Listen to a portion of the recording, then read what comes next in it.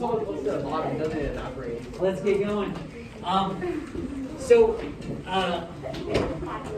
If you've got a exponential function, guys, listen up, please, listen up.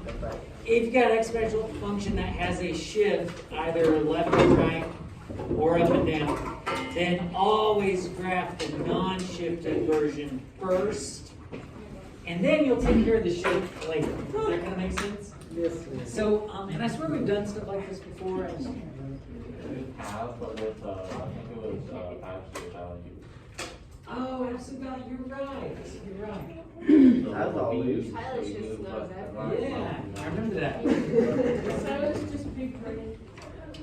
All right, so go ahead and knock it out, everybody. Go ahead and knock it out.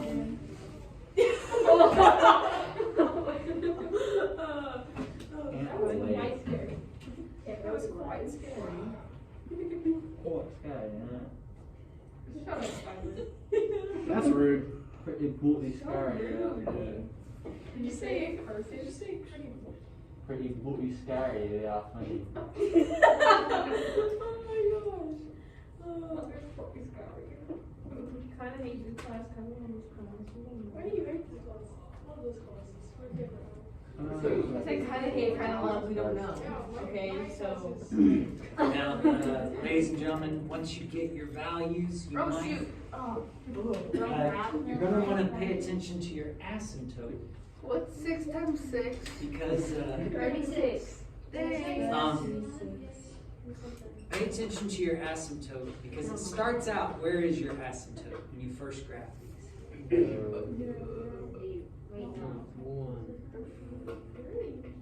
I don't know.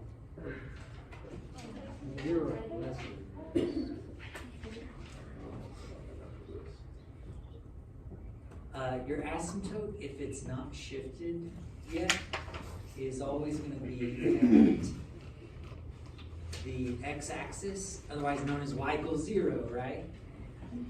But here's the thing, when you do the shift, because now what's going to happen is, we're going to, for step 2, is we're going to shift these points. Wait, I have a question. How come on the first one and the last one is not negative 36 and 36?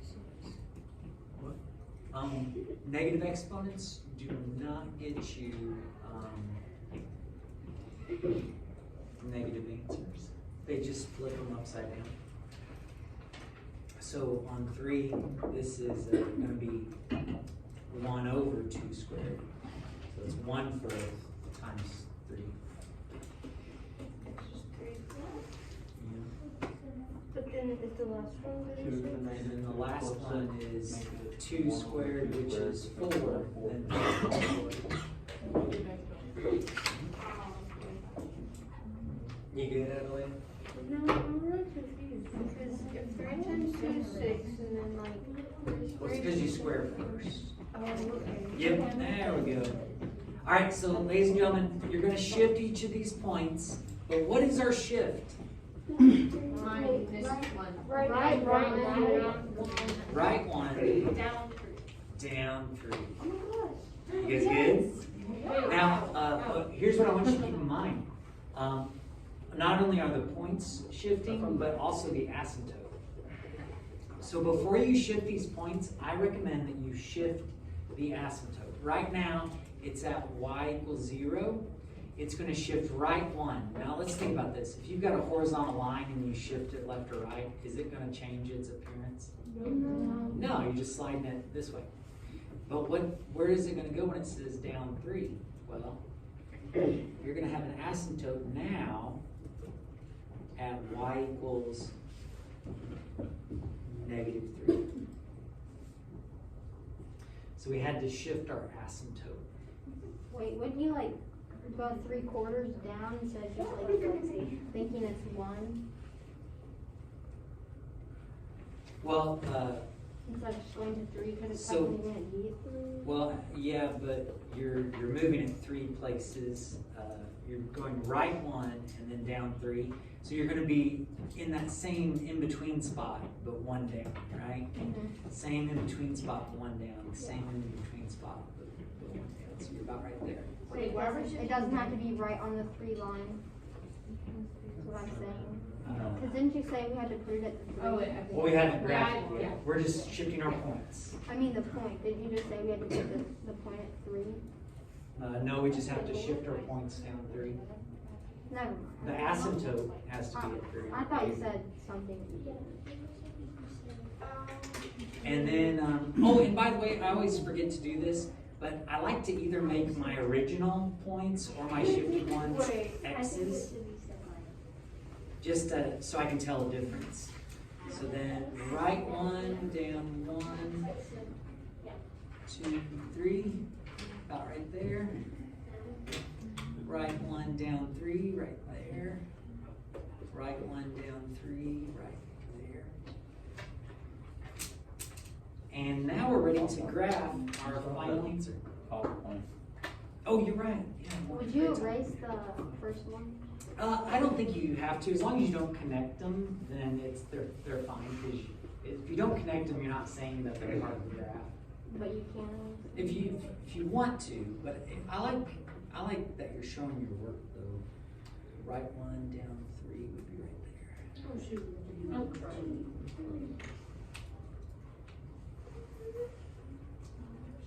And remember, these are smooth curves.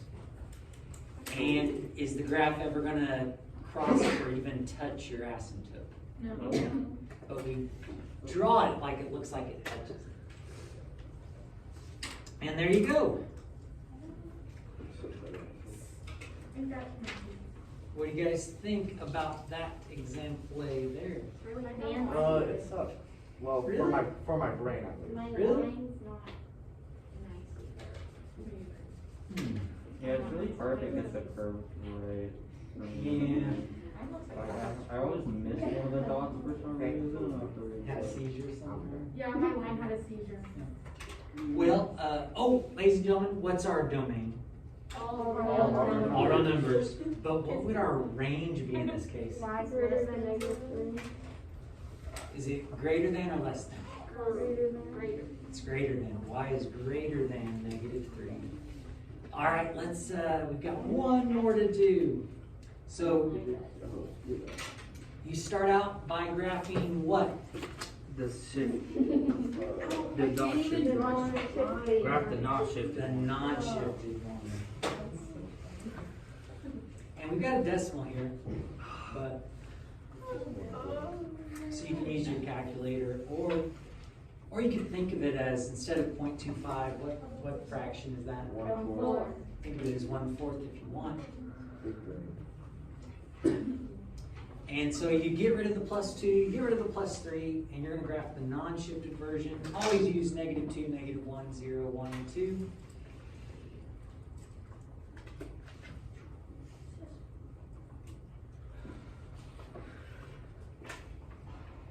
And remember, order of operations, you're going to do the exponents first, aren't you?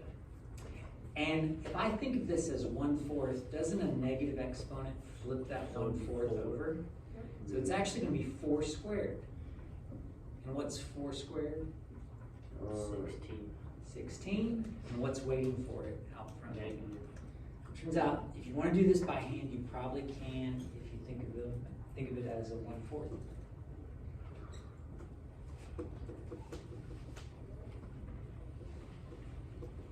So if you think of it as 1/4, the -1 exponent flips it, doesn't it? So it's going to be 4. And then what's waiting? Negative. A negative. Now you should be able to get the same answers by punching it into your calculator as well. Is everybody comfortable with that? Yeah. Okay.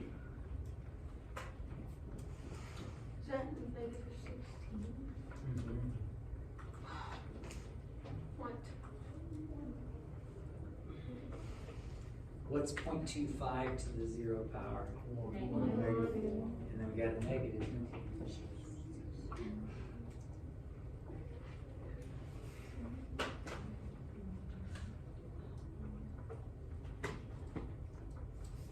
And you can either just write negative 0.25 or negative 1/4. Either way is fine.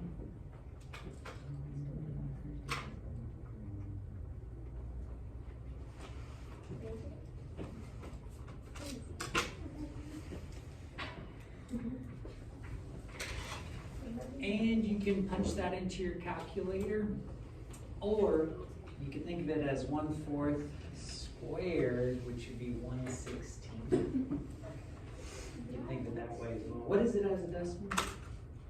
0.625. Point what now? 0.0625. 0.625. 0.0625. Negative. Yep, you can either think of it as the fraction or the decimals. Either way. All right, and then you plot these. So -2/16, that's pretty far out of the range, isn't it? Yeah. I would recommend that you just don't graph them if they're like that, rather than try to shrink the graph down. Don't try to change your intervals. Just ignore it if it's too big. So -2, -16 is way down here somewhere. I mean, I could graph it off the charts if I wanted to, but we can graph -1, -4, can't we? And 0, -1, 1, -1/4, and 2, -1/16. Is that very much down? Not much at all. But now, ladies and gentlemen, are we done? No. We still got to shift it, don't we? And before we shift it, let's think about our asymptote first. Right now, our asymptote is at the x-axis, y = 0. But where's our asymptote going to end up at? Up 3. It's going to end up 3. So I'm going to go up 3 and draw my asymptote.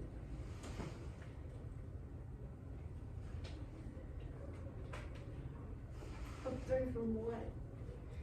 From where it starts, right here at the x-axis. So our asymptote's at y =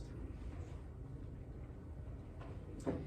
And now we take each of our points and shift them which way? Left 2, up 3.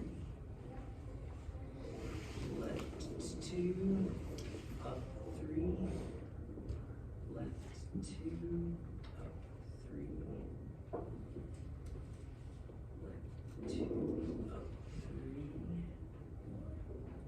Left 2, up 3.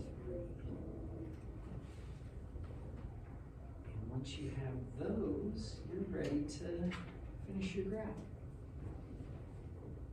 As it goes to the left, it's going to get steeper, steeper, steeper. As it goes to the right, it's going to get flatter and never actually cross or even touch y = 3. Even though it looks like it. It looks like it, but it's not actually there.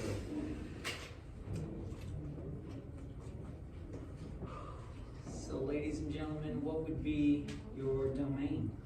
R numbers. What would be your range? Less than 3. Y is less than 3. Y is less than 3. I like it. All right, so ladies and gentlemen, I think I owe you some graph paper. Yeah. Your practice for this is just page 310, numbers 21 through 40. Page 310, 21 through 40. Yeah, I have all. If you feel like that's too much, you can do the odds, I guess.